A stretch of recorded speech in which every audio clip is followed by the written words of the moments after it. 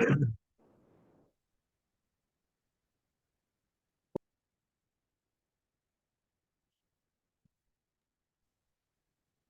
are you doing? I'm good. That's a great shot you have up. What is it? Oh, there It's you go. it's the stand that the Aha. camera is on. I see. How are you doing? Not too bad. We had an emulsion kerfuffle. Yeah, so Um, did you ever get that resolved? did it was I mean, we went through everything and we tried to let our screen printer figure it all out, and try to lead her in the right direction, Yeah. but she got a little not not overly understanding that she was emulsioning incorrectly. Ah, Yeah. what was she doing? Putting the screen in the sun to get it to dry or what? No, it was it's in the dark room. But she was doing, what was it? I forget who it was. Maybe it was Alan Howard said, keep stroking the shirt side with emulsion until you have a gloss on the ink side. That way you Yes. can make sure you get a solid cross link on it. So wasn't cross link. What is it? Just that way you know that the emulsion is joined up on the other side and you have something that encapsulates the mesh. You know Got that it. it's gone around and now you have a film on the inside. Then you turn it around and push it all back. Well, she was doing that, but she was doing three strokes on the shirt side and then two on the ink side, where we did not teach her that in the beginning. So she's adjusted it to compensate for herself, but it was causing a really like almost twice as thick of a stencil as we typically would use. So of course we were jumping up in time and increasing and everything's bubbling up It but sounds we like a got it. lot of fun. So the emulsion was good. It was just the technique that didn't No, work. the 1 gallon was not good. It was Oh, actually okay. a lot thicker when it came out of the bucket, so something must have happened to it. Hmm. Compound Another order of, huh? compound problem. Running Yes. with scissors. It's not running. It's not scissors. Running with scissors. Yeah. Yeah. But so yeah, we got it all figured out finally. It took a little time and a little patience. Hey, it happens. At least you got it figured out eventually, and you figured out that you have a bad batch of emulsion, which doesn't happen often, but it obviously can happen. And that's, I mean, we ordered that in August and it was 2 years old. No, it wasn't 2 years. What, year and 4 months? Yeah. Yeah. Okay. So I wouldn't have thought it would have been too old or anything like that, but the one before was fine, and so we just nixed that last one, and we already had 4 gallons in, and she went to that, and it emulsion very similar to what she was used to. All right. Well, that's Is that whiskey or scotch, Richard? what Mountain bringing Dew. in Mountain Dew.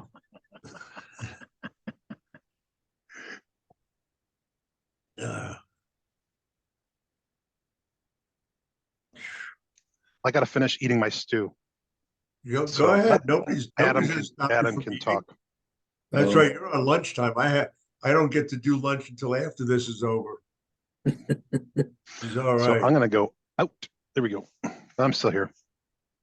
You You never don't want want us to see you eating? Is that the deal? I don't want Adam seeing me eating because he'll sit there and tease me. Okay. Yeah, I wouldn't do that. That's why I don't eat on camera. Richard, how are you doing? I'm doing terrific. Terrific. So, are you coming out to Nancy's memorial or not sure? I'm thinking about it.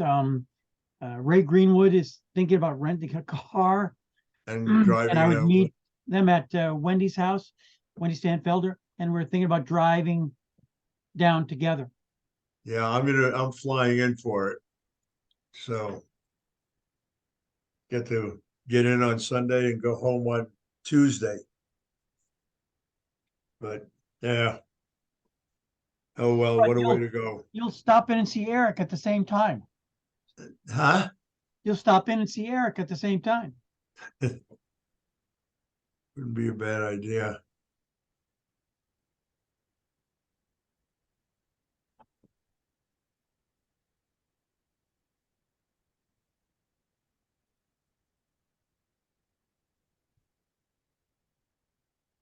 All right.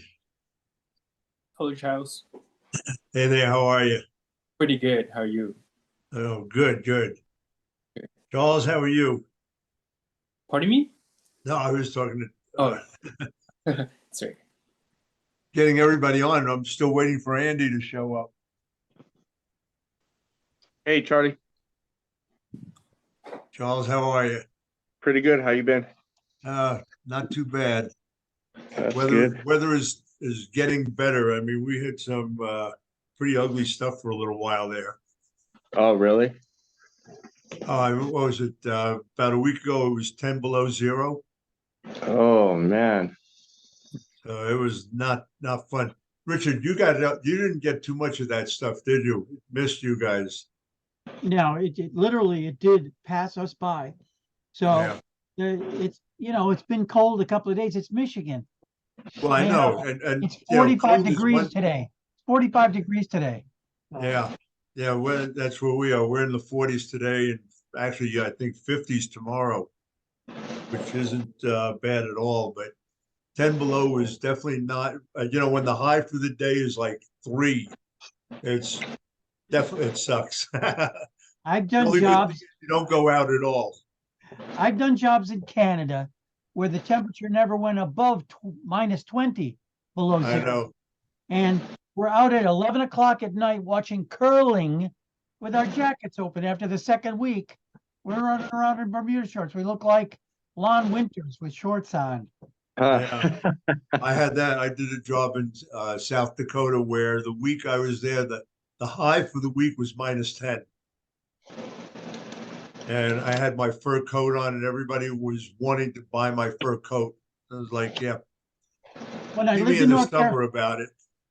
when I lived in North Carolina, I used to have a BMW, and when you turned it on, it was below zero, not below zero, below 32. It's a fog warning. The little bell would go off, ding, ding, ding, ding, ding. And of course, in Canada, 26 below zero, it goes ding, ding, ding, ding. And some jerks broke into my car. So I had a broken window for 4 of the days. Oh, nice. All right, so enough about me. Where's that Andy? That's a good question. I'm trying to figure that out myself. If I can't coax him along here.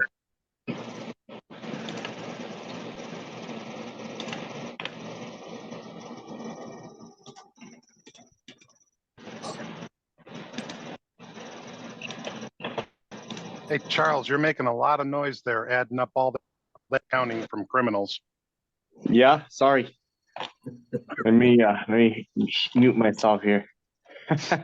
Yeah, it's you can buy a couple of those big old trucks that say paid for by drug dealers. Pretty much. Started getting calls from the loan company saying that Ms. Davis hadn't paid the. How are things over there, The loan was in your name. So this Not year- bad. Ron? Start- How are things? How's the weather and stuff over there? so Alexa, what's the temperature outside? Right now, it's 51 degrees Fahrenheit. Tonight, expect a low of 29 degrees. One more thing, Oh, my have a God. morning updates routine that will provide you updates on the weather and your Is delivery. that your office? Oh, did Yeah. it go up? Did it work on yours? That's my service. Yeah. Thank you so much. I really needed her to jump in on that. It's 51 degrees here. My Alexa explained it. That's funny. Andy said he's having trouble getting on. So sent them a link again and we'll see what happens.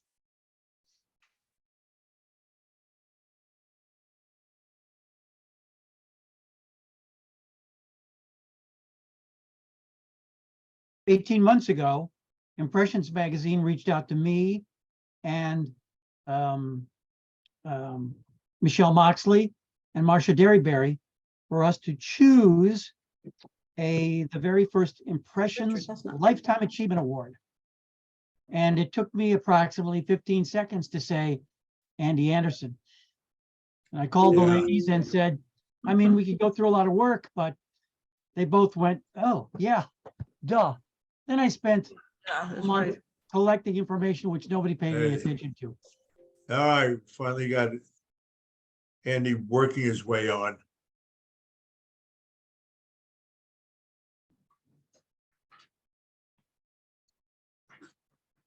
Andy, you with us?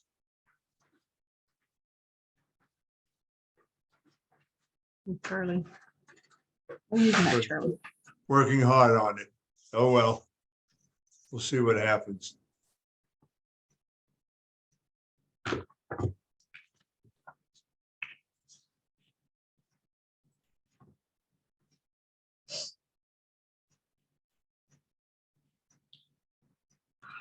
Andy, did you make it?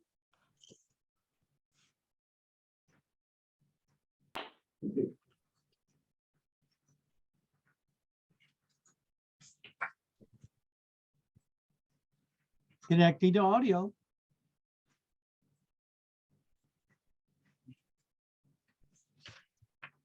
I'm always pleased to see other people who struggle on the computer side. This way I don't feel as stupid.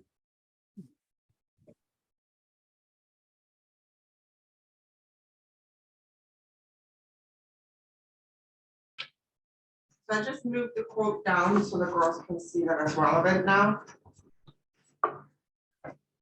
Hey, Charlie, I'm here, but I can't get a picture. For production, so. I can hear you.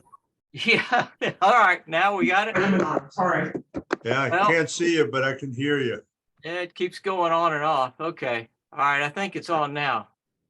You're on, but or your voice is on. No one can see your smiling face though. No picture. All right, I don't know what I'm doing here. What about that? There you There go. we You're go. All on. right, yay! There Jeez. it is. It's always pleasant to see somebody else struggling to do this stuff. Oh my gosh, yeah, it was. They were. I just gave away 3 dogs and our pet squirrel for this interview here. Well, the pet squirrel, don't worry about it. Yeah. If Dane were on, he'd be looking to shoot it and eat it, but he isn't here, so we don't have to worry about that. That's good. How are you Oh, doing? man. Doing good. How about you? Yeah, how's life treating you outside of the screen print world? Oh, it's there. We're existing. Yeah, we're hanging in there, just like So you all everybody. moved into your new place and adjusted and all of that? Oh yeah, it's all going all right. Everything's doing well. We're in there and settled in, so all good. Tell us about the new place. Well, it's outside of Nashville in Franklin, Tennessee, and it's just a smaller little place in a neighborhood close to our kids and our grandkids. So it's a pretty nice little spot, smaller home, one level, just easier for as we age and get up in the years, to be able to navigate. So didn't want anything with steps and 2 stories to have to worry about.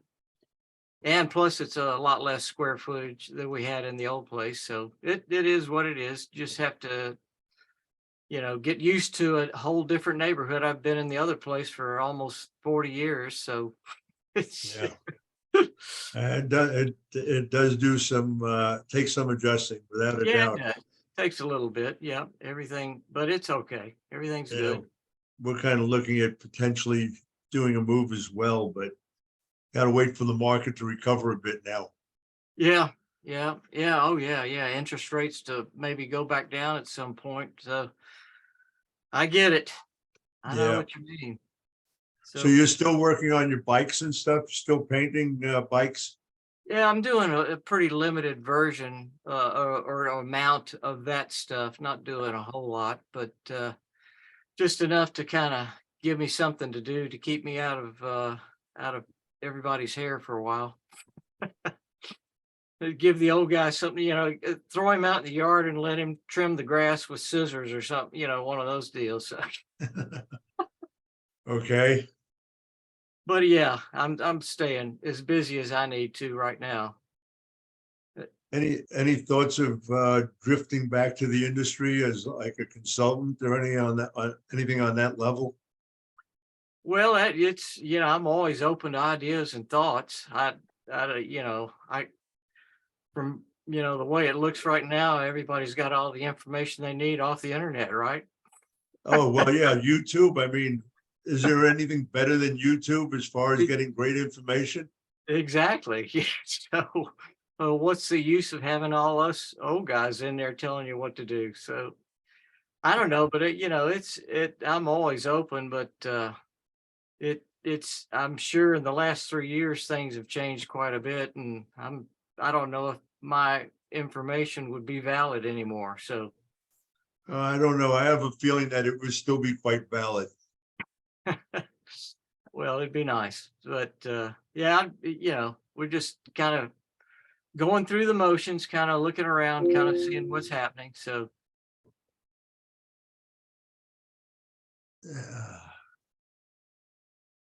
what are you So, working on though, Charlie? What are you doing nowadays mainly? me, Yeah. I was supposed to get my knee redone, but the doctors bailed out on the last minute because I was having a little bit of a racing heart. And so they Oh. moved that to June, which is Yeah. all right. Yeah. Still doing consulting work, still finished up my technical book finally. So that's all being worked on by my guy in India as far as making it Oh, look good. pretty and all. And Good. working on my other book, which I do have you in and a bunch of others on here. Be just- fun to see. Just my 45 years of kicking around in the industry, but things are starting to get back to something that was close to pre-pandemic days, Yeah. Yeah. which isn't bad. Still How doing some was painting and stuff, trying to good? get into some shows, which I Good for seem you. to get That's- rejected on all the time, but that's all right. That's awesome. How was ISS in Long Beach? Was it good? I think it was probably the best one ever. Yeah, that's what Uh, I've heard. Size of workshops. I mean, I did 2 workshops, a basic one that had 90 pre-signed and an advanced one that had 129 pre-signed. I've never had that. Wow, that's great. And others were bigger than mine. Yeah, that's So, awesome. there's definitely a lot of new faces coming in, Yeah. and which I think is great. I mean, that's part of what Oh, we need. absolutely. Yeah. And there are those up and coming guys who are starting to get into the whole seminar workshop scene, which I Right, think is something that's going to have to happen, because needless to say, some of us have been around way too long to continue doing this forever. I get it. I know. Well, is it a lot of digital now? The whole thing, a good portion of it all about the direct to garment type printing and direct to film and all that stuff? I think direct to film is definitely making the biggest noise at the moment. Yeah. I didn't get a chance to see much on the floor because I had 2 workshops and 3 seminars. So I Right. barely got onto the floor at all. But Right. I was told there were probably 30, 40 companies that were in the direct to film side. Wow. But I don't know, I have my own opinions about that. To me, I think still a little early in the going on that. It's kind of like Yeah. when direct to garment hit. Yeah. Everybody and their grandmother was going to have a machine that can do everything, and then in Sure. the end, Yeah. it filtered down to a handful. Right. Exactly. Yeah, I know. Hey, Richard, I saw you got a cool jacket. Yeah, he did. Definitely. The screen police. I was at the Shirt Lab Yeah. mastermind dinner, Yeah. and I was totally taken aback. I was surprised. The speech that Marshall and Allie gave, Yeah. I'm looking around wondering who was going to be, and I was knocked off my feet when it turned out to be me. So it was Well, it was the speech and the honor that means way more than the jacket. oh, So, absolutely. That's so well deserved, though. I mean, you're an icon too. So there you go. Thank you. Thank Congratulations. you. Absolutely. Yeah. So are you still doing a lot of consulting too? Are you helping out there with that stuff? Yeah, right now I'm supervising the building of a factory right here Yeah. in the Wayne County area. Right. Client of mine, their factory burned down last March. Oh, And wow. we're only now really getting started. Had the building Yeah. since October, Yeah. but Detroit Edison taking forever to put in the power that's required. So we got M&R equipment, Saudi equipment, all Wow. all delivered in December before the end of the year, That's waiting in awesome. crates. Yeah. Wow. My goodness. Yeah, that's exciting. I doing a factory build is always a challenge, but a lot of fun. Yep. But you got to throw away those matches that you use to get that factory job. I mean, come on. Those the new presses look really impressive too, what they're doing with them. So I saw some of the new M&Rs that they were setting up, and they looked really, really good with the hybrid stuff, and then the all the belt driven, the gauntlets and all that sort of stuff, the Cobras and things. They're Yeah, really pretty impressive interesting. looking. Yeah, All they are. electric machines, fair Yep. amount of everyone seems to be moving a little bit towards the all electric as well, as opposed to Air. Brown being the only one that had the all electric machine for years. Now Right. you have Anatole, you have M&R. I'm not sure if Workhorse has an all electric machine or not. But Wow. yeah, everyone is kind of looking towards the smaller shop to some extent as well, to get them Yeah. into the machines early. Well, there's a ton of them out there too that are starting up and growing. So it Yeah, amazed. Always amazed as to how many new shops there are, yeah. people coming in. Oh, exactly. Yep. They're by the dozens, I guess, all over the place. I know there are a bunch around here that seem to, yeah, I've lost track of them. There's so many. So as Really? many, we lost as many, and then as many as we lost, we gained in the new shops. So they're just all over the area. People are getting into it still, which is good. That's great for the industry. It is. So you had mentioned that you have 35 bins of T-shirts that you're looking to potentially dispose of somehow. Yes, I've got a bunch. Unfortunately, a lot of them I got rid of in the early years, but these go back to probably maybe the late 80s, early 90s, and Okay. some of those years. So yeah, and I think I've got one of those Acme's, another extra Acme in there that I Yeah, if you do, I'd take that. I had 4 of them and I was at a show and showed them, Yeah. and somebody at the end thought that one of them or 2 of them were probably garbage or something and threw them out. And I realized I found one, but never Oh, found no. the other one. So I've got 3 of them. So I had 2 from the days of when you printed with advanced ink, and then 2 of them from whatever you were printing with later. Now I Yeah. have 1 from the advanced and 2 from the later. Well, you know what happened with that is when Advance closed up, I started trying to buy up as much of the 5-gallon buckets of those concentrates as I could find. Yeah. And then when we used them up, I sent the remaining batches, the sample batch that I had of each color, to Grace and Tony at Rutland, Uh-huh. and said, do what you can to match it. But by then, all the components had changed too, not only just the pigment, but the components. So when they mix it up, you have a whole different viscosity, the pigment load was different, everything. So it took a while for us to try to get the inks even close to what those Advance were. And a lot of times, the yellow was the hardest, and they couldn't Really? even get in the ballpark with the yellow, just because, you could be to too warm, too cool, whichever way, and who knows what advanced pigments were back in those days. But I had to match a print that we did in 2010 that was a 4-color process print, and we had run out of cyan and magenta,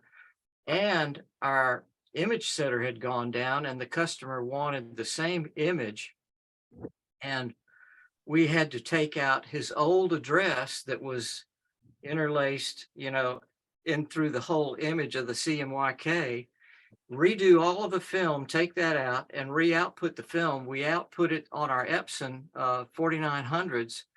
But what I ended up having to do to make it match the originals as far as print quality and CMYK was I went through various different LPIs to get the match of an Epson LPI to what it would look like matching the 65 LPI with a true, ACFA image setter.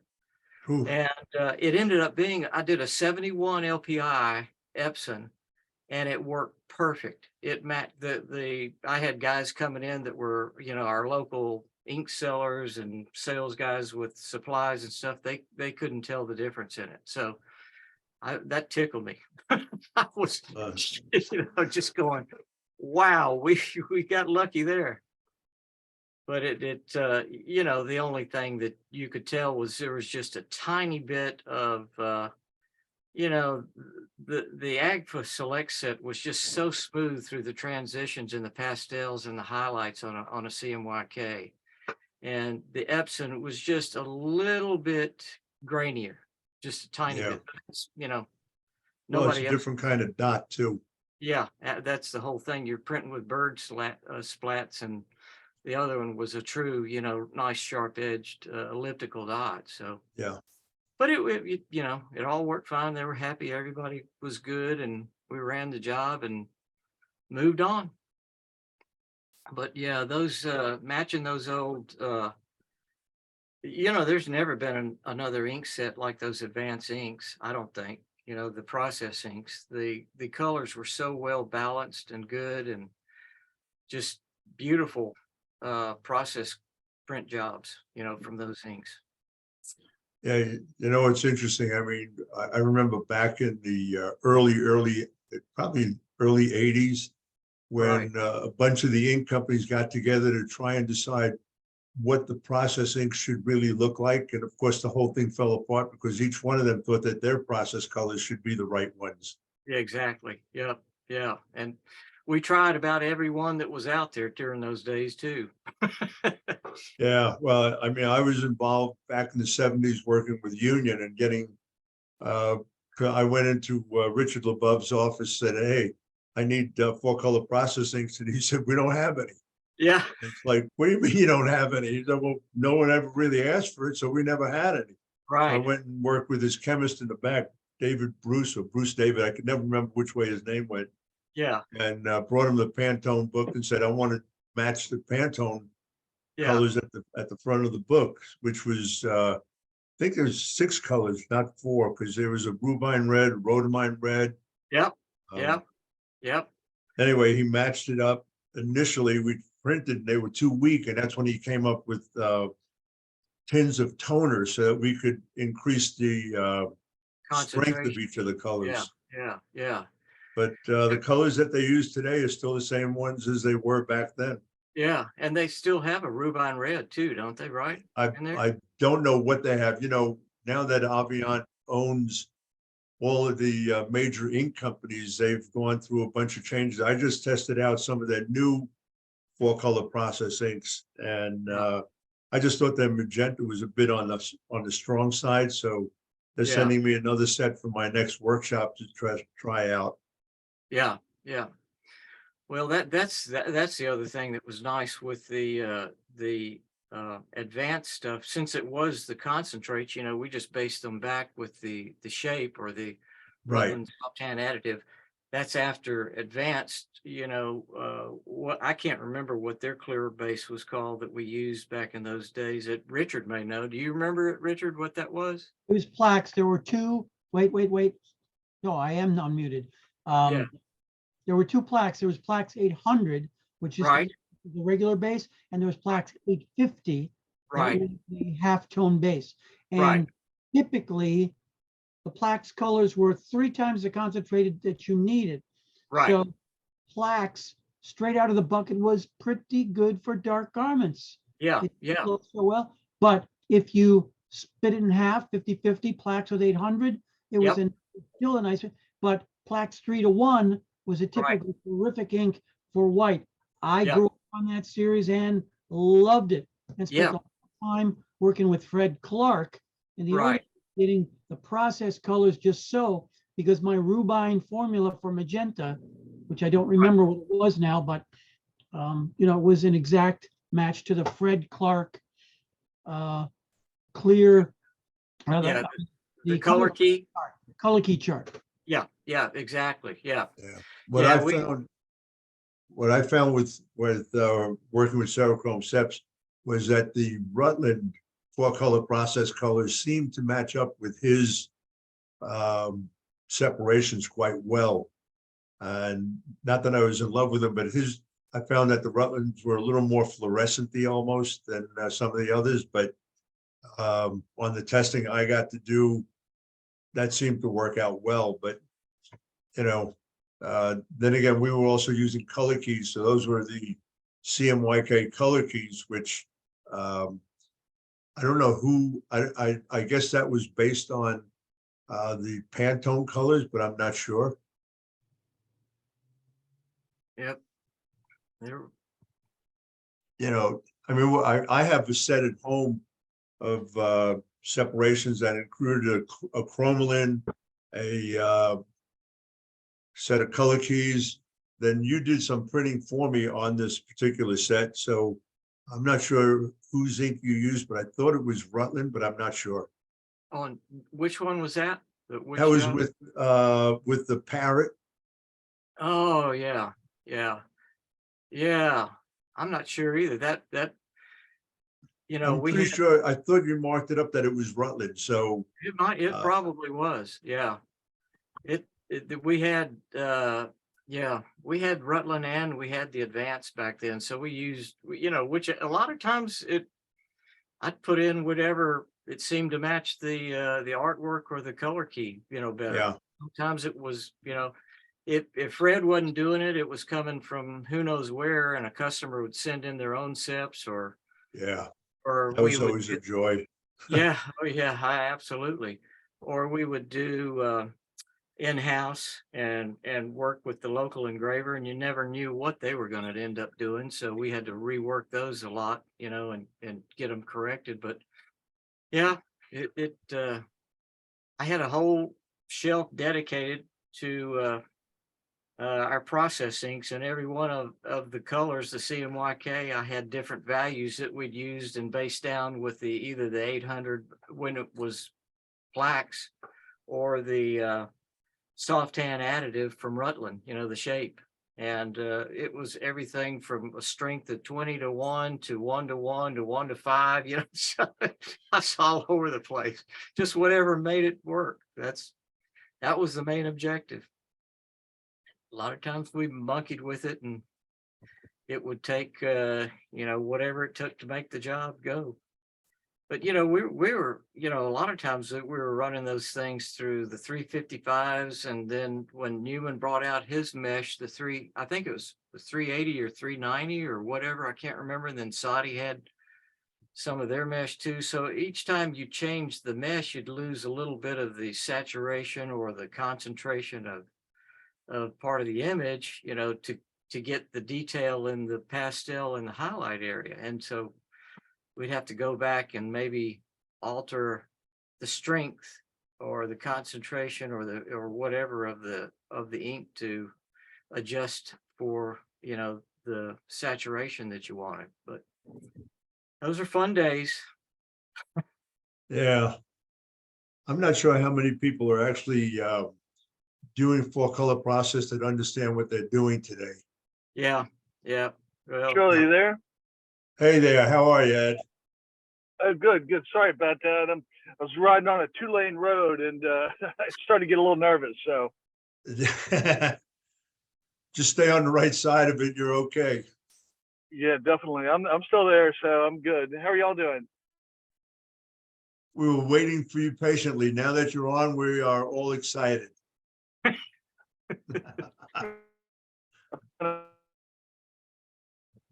You're fading in and out a bit, though. How's everything going down in your Alright. place? Rocking and rolling. I mean, business is strong as ever. Our revenues are up 50% over last year, January, so we're happy right now. Terrific. Hey, did they ever print those shirts that we designed when I was down there? I don't think I have seen them. They did see them printing Georgia Bulldog shirts Well, for yeah, themselves. So, but I will. I'll ask David about that when I get back this afternoon. terrific. How's everything going? Moving along here, just chatting, trying to get some rundown from Andy on some of the things that were done back in the day. Going back in history. Yeah. How long you been in business, Andy? Well, when we closed in 2020, it was 44 years. Wow. Wow. Well, you got me doubled. You got me doubled. Yeah. Where's You're your shop? Nashville, Tennessee. Are you? What's the name of your company? Anderson Studio. Okay. Are you familiar with Blue Dog? No, not at all. Yeah, I wouldn't call them a competitor. We have a mutual customer. They handle an area of the country and we handle the other area, and they're there in Nashville. Okay. What do they focus on? What's their main? You know, the company we deal with is primarily, we're dealing with valet uniforms. Yeah. And they have valet services for higher end hotels throughout the country. Right. And so we handle sort of the East Coast, the Southeast, and we've seen some stuff come through in the Southwest right now. Right. So do a lot of embroidery and that type of thing too? Yeah. It's about thank you. About 60% of our business is really screen printing. Yeah. And then another 20% is probably embroidery. Yeah. Well, that's good to be diversified like that. Yeah. It's suited us well. Yeah, that's great. How about your end? Well, we're not doing much of anything right now, so. Oh yeah, that doesn't sound good. No, we closed the actual business in 2020, so March of 2020. Did you really? Yep, sold off all the equipment and went on to other things. Yeah, our primary business at that point was the music tour industry. And we were doing the merchandise for all of the, like a lot of the local Nashville country music artists. And when the country shut down, all the venues closed, and they basically said there's no time frame for how long these are going to be shut down, and we're going to be closed and off the road. So we let everybody go and told the employees to go file unemployment, and we started the next chapter of our journey here. So liquidated all the equipment and moved on. Well, I'm sorry to hear that. So, well, hopefully the grass is getting greener now. Well, it's been an adjustment, but it's just part of life. Those things happen. It just way it goes. Everybody did you file for any of the pandemic money? Did you file for the PPP and all that? Oh yeah, we got some of that, but it's not enough to keep 15 people employed through it, or pay the 4 different banknotes that we had, for credit lines and building and house and all that other stuff. So we just decided the best thing to do was nip it in the bud in the very beginning and just, liquidate. Move on. Yeah, liquidate, do the best we can. We put it up for sale. Thank you. We put it up for sale, and there were no takers because nobody was real sure of what was going to happen with the country at that point, and everything was kind of in limbo. So you just have to make decisions. It's just, can't go back. Yeah, we were pretty lucky here in Georgia because the governor opened up the state pretty quickly, and Savannah just pretty much rebounded over. Right. I Yeah. don't want to say overnight, but it rebounded pretty quickly. Right. Well, that's nice. There's that.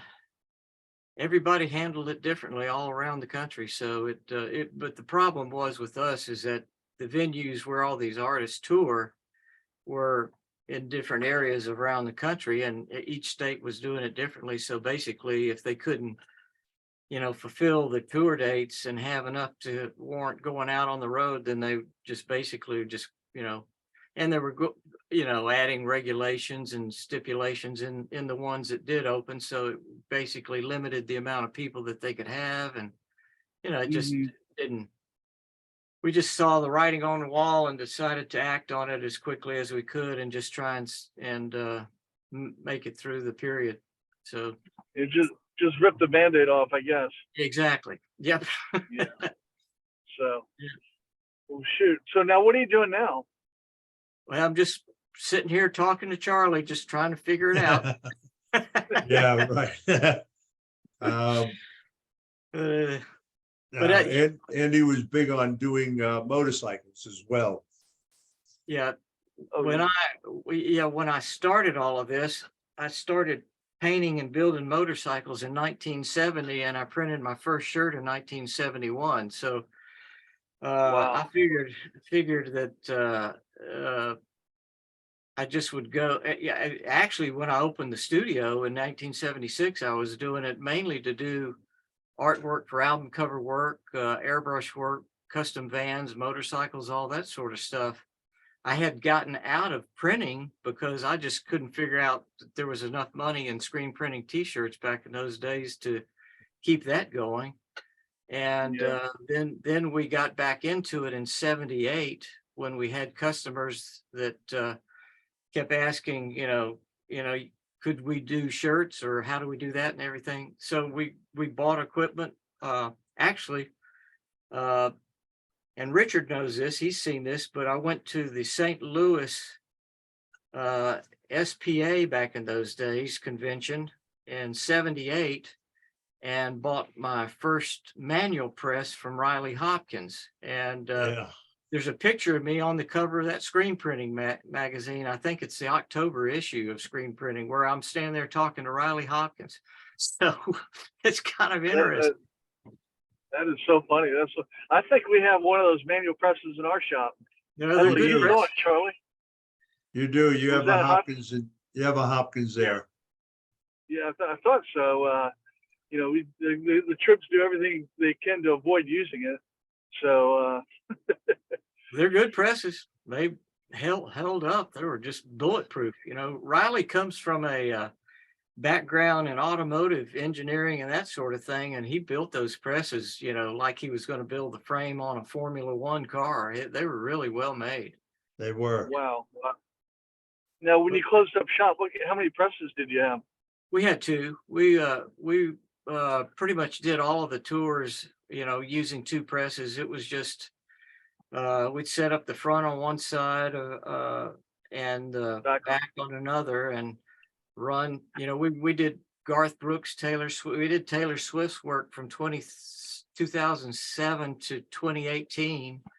All of it with those two presses. There was a lot of logistical work that you had to finagle with. Like we'd get in 30, 40, 50,000 shirts, and our shop was only 5,500 square feet. I know Charlie and Richard have seen the shop, and what we would do would be to set it up to where as those shirts were being finished off the dryer, they were packed, boxed on the skids and going out the door, immediately. So we had a trailer backed up to the dock and we'd load them up and they'd drive them off as we finished and bring the next load in.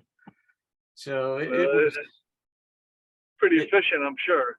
Well, you pretty much had to be, it was if the presses weren't running and you had 10,000 shirts to do that day, you weren't going to make the deadlines for the trucks leaving. So yeah, it was, did they beat you up on pricing?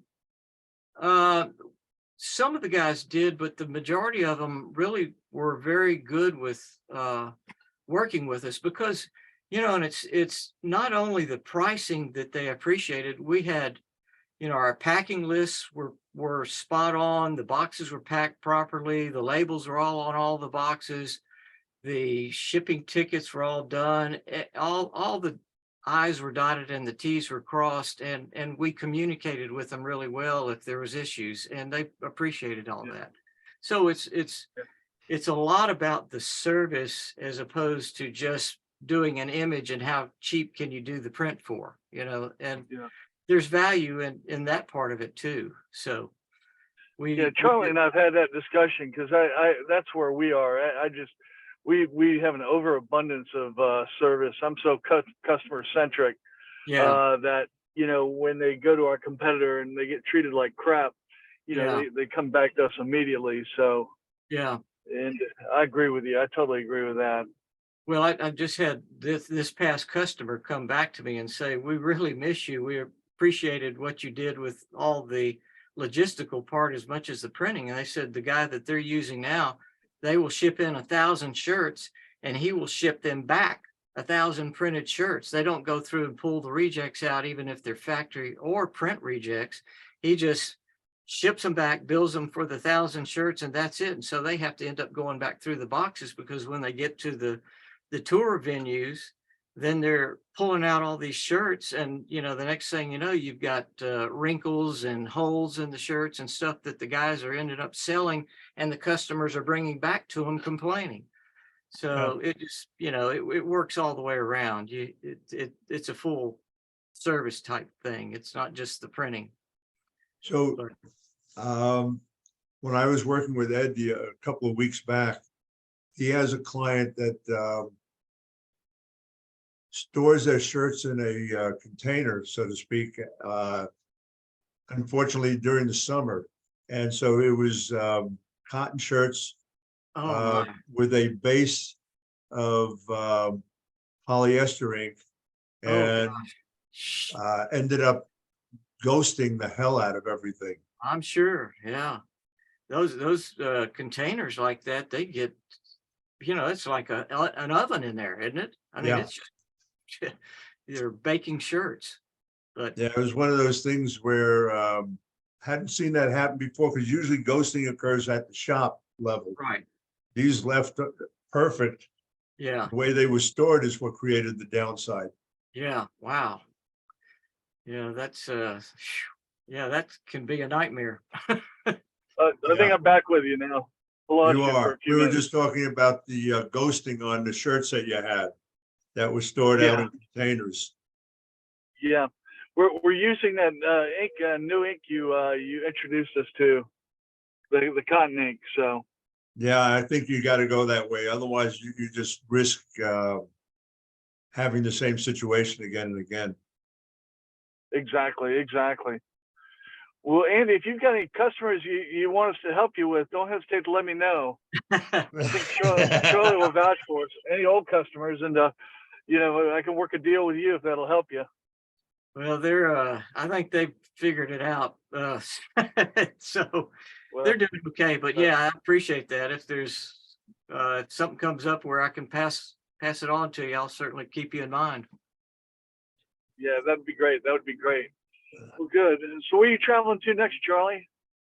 Me, Kansas City. And then from there, I think I've got a client that's trying to arrange for me to go out to Pakistan again. So really? we'll see how that comes together. Oh, good. But hey, Charlie, this is Will Kulik. I was wondering if I could jump in and ask a question. Absolutely. Where are you? All right. Can you hear me? Yeah, go ahead. Okay, cool. Thanks. What you and Andy were just talking about, 4-color process inks and everything like that. We don't do that much of it ourselves anymore. But had actually, funny enough, had started to look back into it until I think I was with you, maybe at the show, and I heard about the whole Avient dropping the True Tone, color line and everything like that. And so from the conversation that you and Andy were just having, kind of, in that process world, do you have any recommendations on that? I mean, is it kind of a wait and see to in terms of what Aviant's going to do with their process inks? Like if they're coming out with like a new line, or Well, they're still or going yeah, to be carrying a lot of what they've been carrying. I think they're just retooling a couple of things. The ink that I got to play with in Long Beach was under a different label. They own so many different ink companies now that I'm not sure if that particular one was anybody's specific ink that they've relabeled or not. But I do believe they're still making the Union process colors, the Rutland process colors, Wilflex definitely. And the one that I used was based on the Wilflex ones. gotcha. And your any initial thoughts on it? I thought they were pretty good. The only thing I found was I thought that, and I mentioned, I went down to see them afterwards. I thought that magenta was a little on the strong side, Right. a bit on the deeper end, so to speak. So I think they were looking at maybe doing a little modification there. But overall, I thought the inks printed pretty nicely.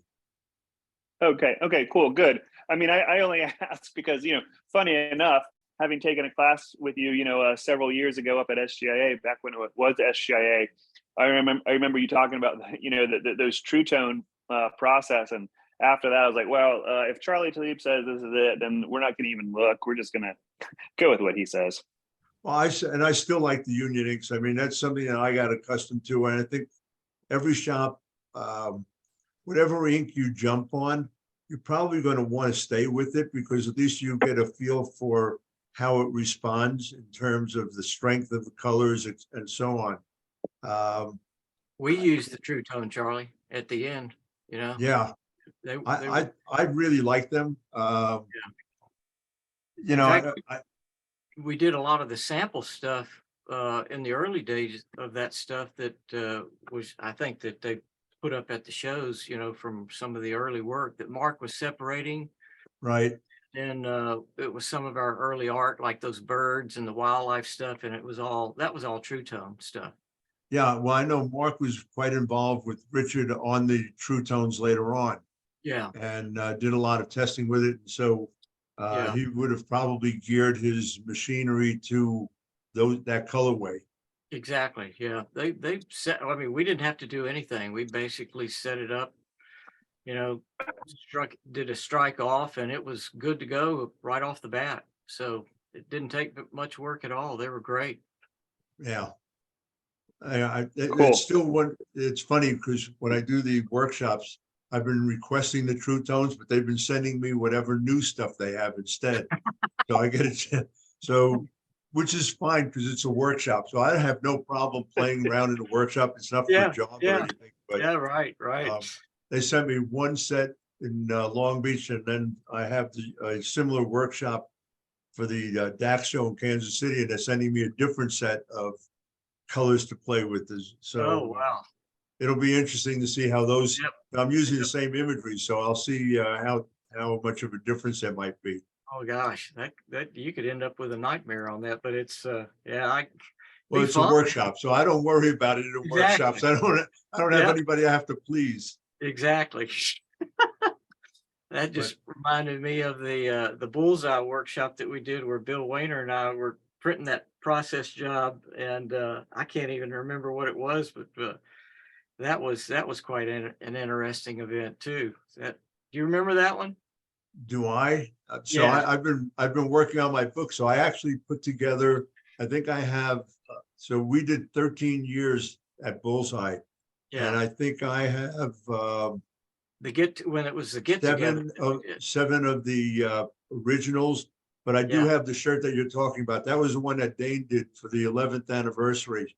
Is that what it was? With the big bull, with a bull on it, with the squeegee in front of it and stuff. Yeah.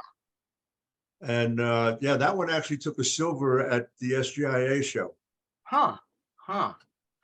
Well, there was I can't remember what the image was or whatever. I know that we were just doing it was Bill Weiner and I doing an on-site print right there, you know, at when you had that bullseye get together. Yep.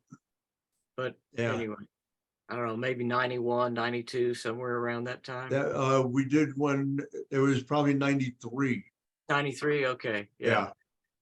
So one And, where well, you were out. So I still have that shot of all of us that did the 4-color process. I don't know what you would call it, panel. yes, With, yes, with you and Bill and Kaza and Gavin was there. right, yep, Rick Davis. right, yep.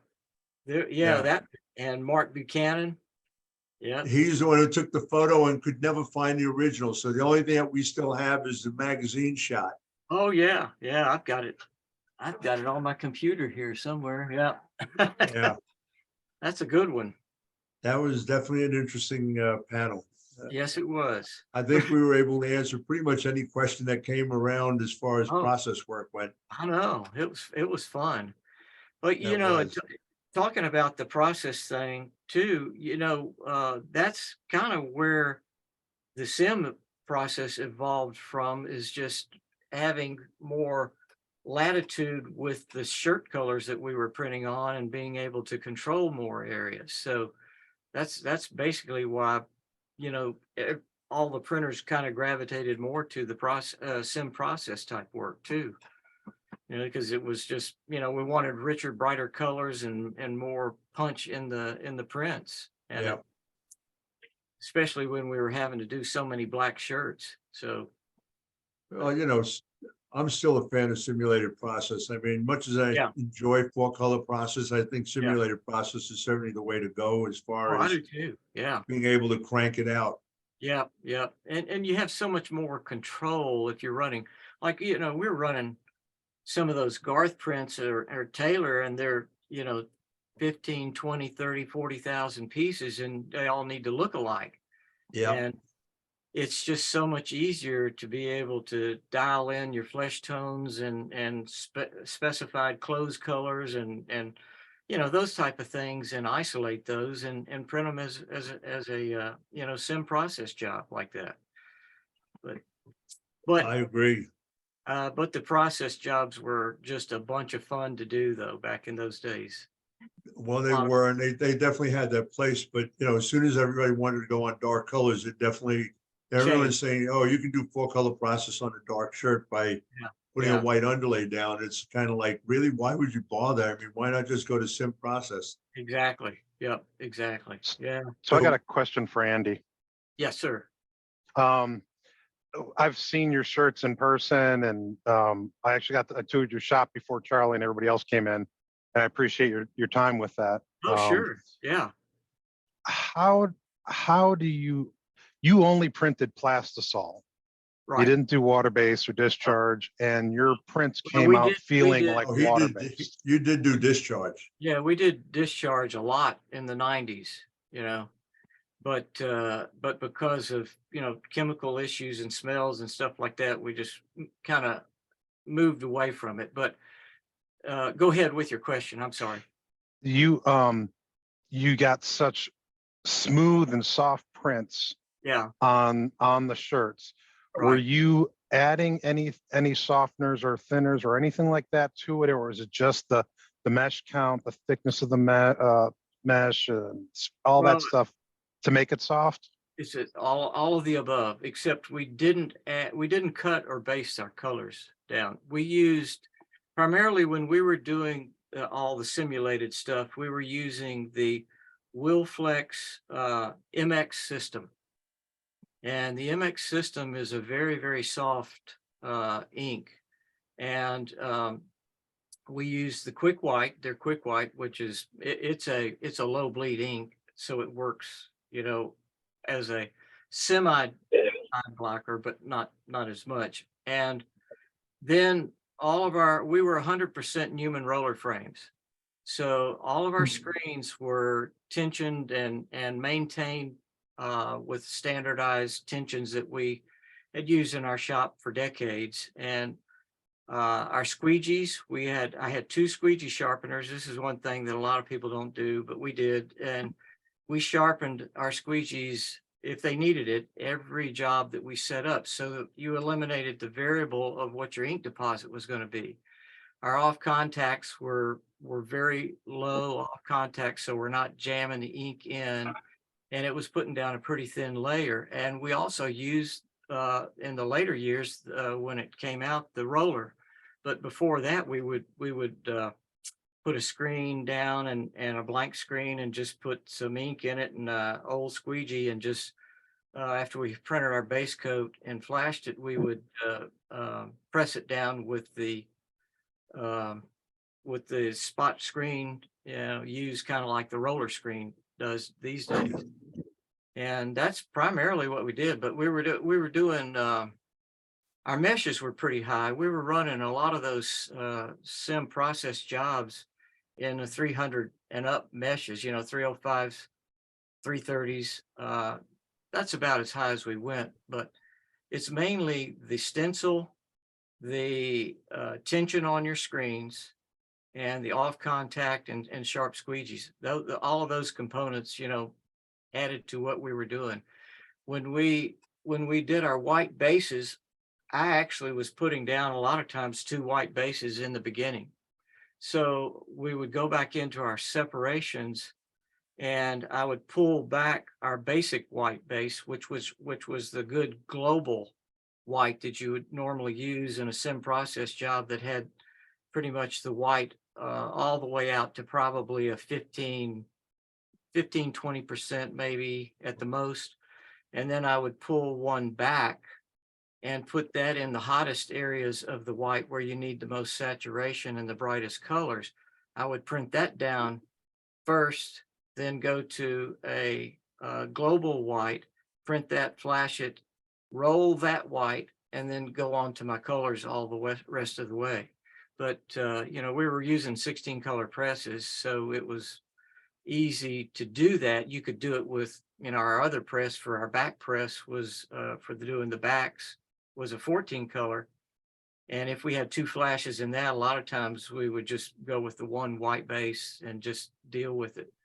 The last job that we did in 2018, which was a Vince Gill print that won something. I don't know. I can't remember which one it was, but I actually have that print sitting here. I don't know if you can see it or not, but this one was an image that had 13 colors on it.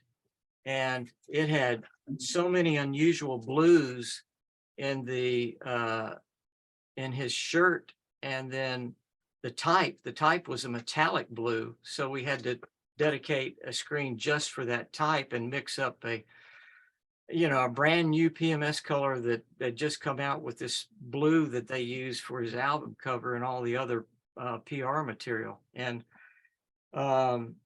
so we ended up not having a flash on the end of that job, and it was, ended up with 13 colors. So it was pretty involved, but I'm glad you showed that shirt, because the other thing that you've always I've seen on anything that's got a face or a body on it, you do skin tones extremely well. Thank you. That's that. And you're doing it through sim process typically with those. Yeah. How is that? Just because you know how to dial your art back before you rip? My background is in art, and I was an illustrator to begin with. I've got 4 years in art school, trained to be an illustrator. I never did really use it that much, but as Charlie knows it, he knows that story. But I just wanted to match the image of the artist. And so when I would work with these things, I was going, well, what's it going to take? And then you have to go back to almost thinking about watercolor and oil painting. And a lot of times when you do those, you use glazes and you use transparent or translucent colors. Our inks that we worked with, the MX Color system, is basically translucent. So you're getting a lot of underbase color working through the overbases.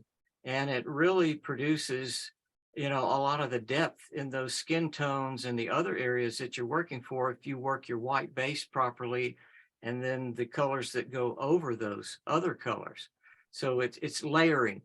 It's all about the layering and the placement of those colors in the printing process. Every job I did, I would sit there and look over these things and see, well, how is this going to interact with the one before it or after it or whatever, because they're all going to maybe pick up a little bit or smash it into the shirt a little bit more and lose some of the, you know, the saturation of the color or whatever. So you have to allow for that. And if we had issues, I'd take it back in the art room and we would rework the separations on them, maybe tweak them a little bit, boost up the percentage of, you know, maybe a mid-tone, 3/4 tone area, or drop down on a 1/4 tone so that we could get more saturation in the shadow areas, you know, or whatever. But there was a lot of time put in some of these jobs, and other jobs went on the press first time and no adjustments. So it Wow. took a lot of work, and it was just, I don't know what it was, but I just saw things, I guess, differently. And when I looked at a job with somebody's face, every single face we did was different. Every single one of them. There wasn't a single one that we did where, oh, let's use a 702 pink in that one, and a you know, a 714, or, you know, whatever it is. They were all different. Everything was different. We usually did, sometimes I could get away with 2 colors in the flesh, basically a overall flesh tone, and then a shadow. And the shadow tone would usually be a dark brown or a cut black or something like that.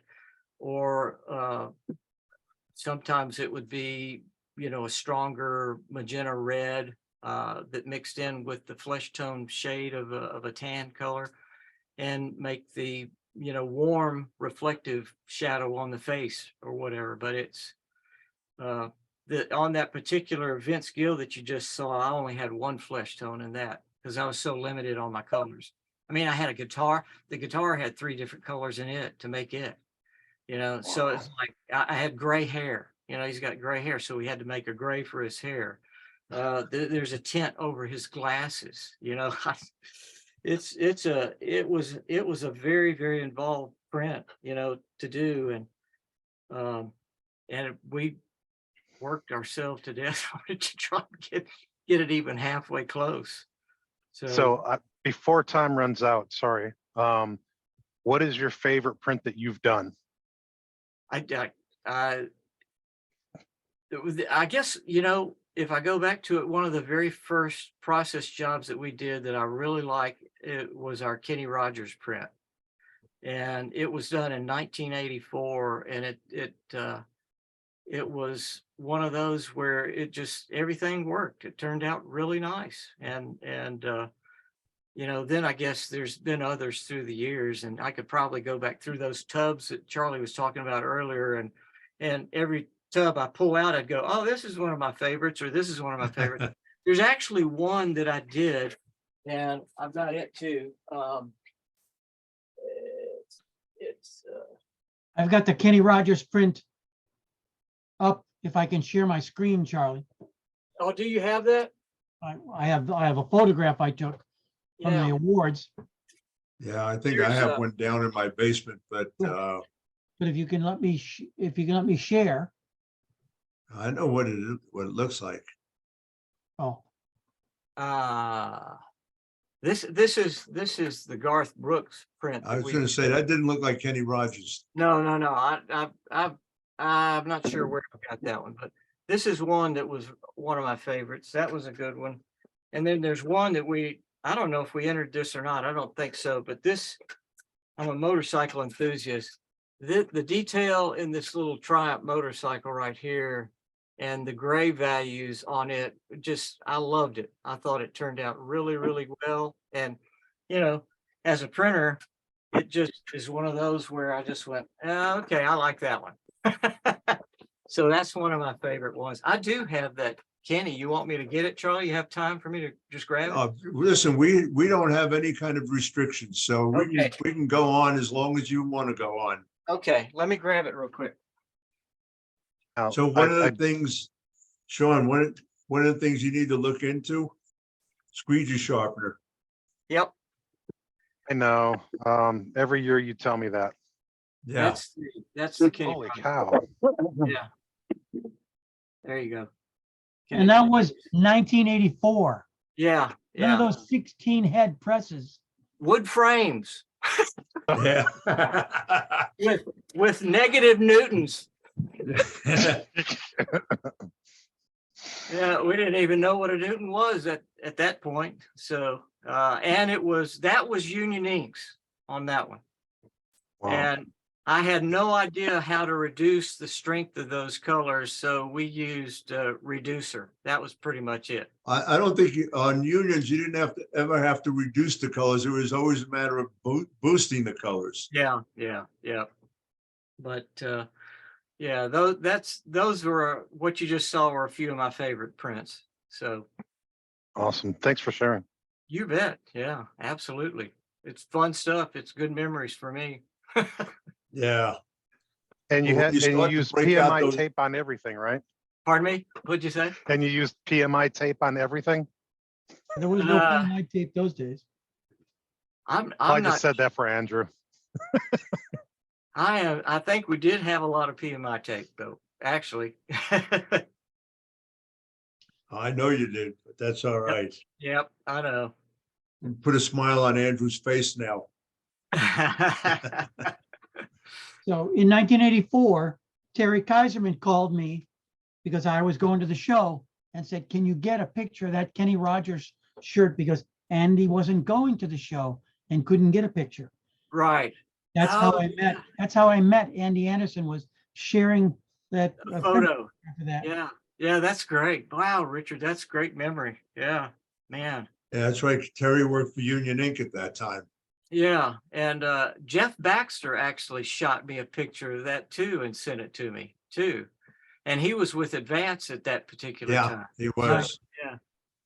But yeah, those were great days. They really were. Those shows were all fun and it was a good time. Everybody was doing a lot of cool stuff. I mean, really, it was, I mean, and it was, the magazines that were out, you guys that were writing in them and putting information in there. It was just good stuff going on. Fun days. Yeah, there were quite a few magazines back then that didn't survive very long. You had T-shirt didn't. Retailer, you had Yeah, the press. Press. I Yeah. love the Press. I did too. That large format that Alan Farb did, with Yeah. yeah, that was fun. But yeah, good days, good times, a lot of great memories, Yeah. And Yeah. then you had your workshops in on that too, so those are even more fun. Well, the open houses were a lot of fun back then. Yeah, that's what, yeah, exactly. That's what I mean. The open Yeah. house. Yeah, I say workshop, but it was the open house. Yeah. Now I've got a shot of, well, I'll send it to you, but it's a shot in front of the table that Kudre had. So it had Mark there, it had you and Sherry. Yeah. I think Bill Wayner, myself, I've got to take a look, but I've got the actual. Was Ann there? Ann Morrison? Was she? I believe she was. Yeah. Yeah, that was good. And that's the year, was that the year that the Zuckermans were there, Alex and them, or David, or with Sarah Lore? Yeah, well, yeah. It would have been Alex. It wouldn't have been any. Alex. Kaza was there and Alex was there. Yeah. Yeah. Because I remember riding in a car because we went from one location to another location for the picnic or whatever and I was in the car with him, and that's when we got it in on the Cerilor squeegee rubber thing. So that was the start of that, which is another item that I'd throw into that list of the standardization of your shop and your printing too. Those squeegees changed everything for us too. Yeah, I still think they make the best squeegee on the market. Oh, absolutely. So do I. By far and away the best control. A lot of the Chinese companies have knocked them off as far as the colors go and stuff. Right. They don't work the same way. Yeah. Yeah. I know. I've gone in and seen some of these guys that have used what they call the triple durometer, and I'm going, wow, this isn't printing very well. So what Yeah. is? You know, you look at it and you go, I don't see. You know, this isn't the real McCoy. You've got the imitation version here. Yes. Yeah, but it looks just like a BMW. Yeah, exactly. Yeah. Yeah. No, you're right. But Love that commercial. yeah. Here's the only combi squeegee I've got left. I had a bunch of those. I have no idea where they are, but with those are the ones with the metal prongs going through them. Right. So Yeah. they went in an S. They kept the angle, and so there was a bend, an S curve that would happen in the blade. Wow. Wow. It just didn't Yeah. take off. I was the voice of the combi. Yeah, I tried a couple of those. Those were not easy to work with. I loved them. I loved them. No, it was like anything else. Once you got used to something, it was all right. But yeah, no one is really doing any dramatically innovative stuff with squeegees at the moment. I guess they But figured. I guess Sterilar actually is the only one who's come out with some in-between situations, a 62, 90, 62, as opposed to a 65, 90, 65. But yeah, they're the ones who still lead the market as far as I'm concerned. Yeah. Yeah. Good stuff. Really are. Yeah. Very good. But yeah, the squeegee sharpener is another key component there and all that stuff. I'm always amazed how few shops I go into that have squeegee sharpeners. Yeah. Yeah. And it's like, how do you control it? It's like, well, we'll just buy a new blade. I said, well, good. I want to be the one who sells it to you every month. Yeah. Yeah. And that gets back to that, you know, repeatability and consistency stuff, you know, where over a period of time, if you're still putting that same blade back in a job that you printed earlier with the sharp blade, the image is not going to match, you know. No, it won't. But you know, most people don't have quite the sharp eye that you do. So they squint a lot when they do the printing. Yeah, I do that too. I'm squinting quite a lot these days. Yeah, I'm wearing a hell of a lot more glasses than I used to, but hey. Oh yeah, yeah, yeah. I have to do it now when I'm painting, just doing my paint work, you know. Oh, I know. It's ridiculous. You go back and forth between the different powers, you know. Well, anyway, Andy, I guess anybody have anything else to throw out there? Andy, thanks so much for coming on. Really appreciate it. Yeah, you bet. I enjoyed it. I did record this whole thing, so if anybody wants a copy or whatever, just let me know, but it'll be on my website anyhow. Thanks for having me, Charlie. Really enjoyed it. Well, enjoyed having you, and nice to meet you. Whenever you decide to break open those 35 case containers, let us know, because I'm sure that there are plenty of us who would be willing to pay to get some of those shirts. Just all you got to do is just stop by the shop. Come on in. Sounds like a deal to me. Anyway, I'll be in touch. Well, I tell you, you're going to be in Atlanta soon. You ought to drive with Eric up here and come on up for at least half a morning. Anyway, check it out. I'd have to convince Eric of that first. Yeah, we'll see. Yeah. Okay. I thought I was your chauffeur up to Tennessee. Now you're gonna make me change my airline ticket, huh? Well, we'll see. Maybe. Thank you, Charlie. It would be a lot of fun.